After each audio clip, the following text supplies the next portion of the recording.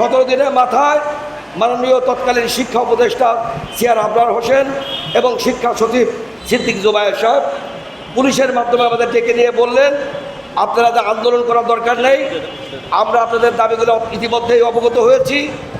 আমাদের নতুন সরকার একটু সময় দেন, আমরা মে মাসের মধ্যে আপনাদের শিক্ষা প্রতিষ্ঠান এমপিও দিব, জুলাই মাস থেকে আপনার বেতন পাবেন। একজন সচিব এবং একজন উপদেষ্টা যখন আমাদের বললেন, আমরা তাদের কথা বিশ্বাস করে বাড়ি ফিরে গেলাম।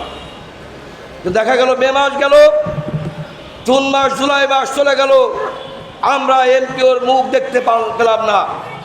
আমরা পরবর্তী পর্যায়ে আমরা আবার সকল নন এমপিও শিক্ষকদের নিয়ে আমরা ছোট্ট একটা 3 দিনের প্রোগ্রাম করেছিলাম এখানে। ইতিমধ্যে অনার্স মাস্টার শিক্ষকরাও বিভিন্ন সময় আন্দোলন করেছে তাদের বিভিন্ন ব্যানারে।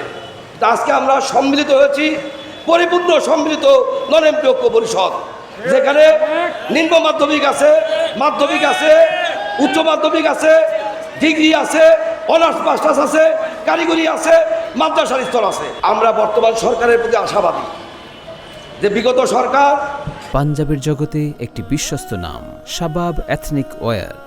3615টা প্রতিষ্ঠান দরখাস্ত করে, আবেদন করে, আবেদন দীর্ঘদিন প্রায় নীতিমালা করেছে। আমাদের 21 নীতিমালা পরিবর্তন করে আমাদের আবেদনে 25 নীতিমালা প্রকাশ করেছে।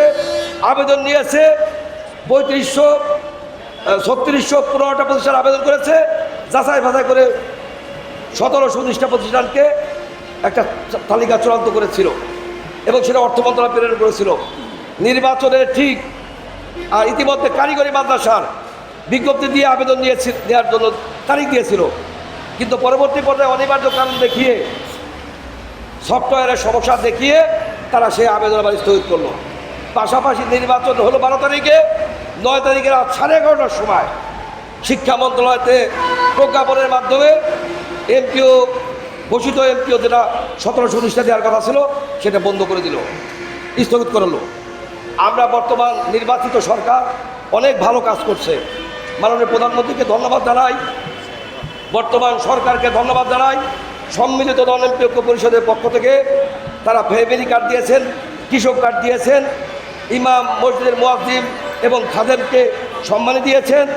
তারপরে নদী খনন করছেন এবং বিভিন্ন ধরনের প্রাথমিক বিদ্যালয়ের শিক্ষকদের ওয়ান ট্যাপ অন শিক্ষক কর্মসূচি দিয়েছেন। শিক্ষকদের ছাত্রছাত্রীদের জন্য পোশাক, জুতা এবং ব্যাগের ব্যবস্থা করছেন। এগুলো আমরা স্বাগত জানাই।